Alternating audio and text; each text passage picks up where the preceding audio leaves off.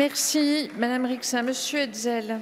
Oui, merci beaucoup, Madame la Présidente. Si nous ne souhaitons évidemment pas aller dans le sens de cet article, c'est parce qu'il supprime pour l'IVG la double clause de conscience.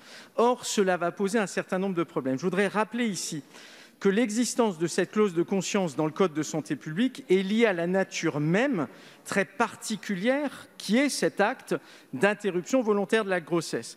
Il existe 3 clauses de ce type dans le Code de la santé.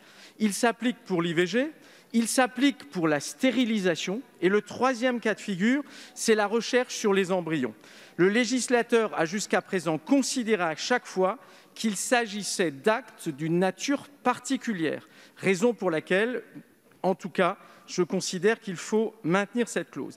Ensuite, vous nous dites, mais ce n'est pas très grave, parce que si on la supprime, malgré tout, vous aurez toujours une clause de conscience pour les professionnels de santé. Sauf qu'elle va changer de nature. Elle ne sera que de nature réglementaire, alors que pour le moment, elle est d'un niveau législatif. Et vous savez ce qu'est la hiérarchie des normes en droit. Autre argument, c'est que dans la situation actuelle, la clause de conscience relative à l'IVG s'étend à tous les auxiliaires médicaux, ce qui ne sera plus le cas pour la clause générale, raison pour laquelle vous allez aussi mettre en difficulté les auxiliaires médicaux.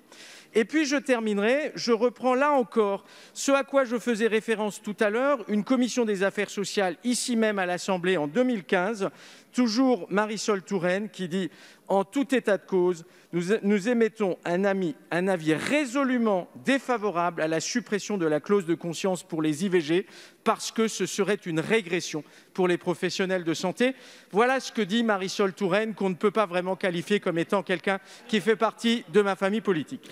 Merci, Monsieur le député.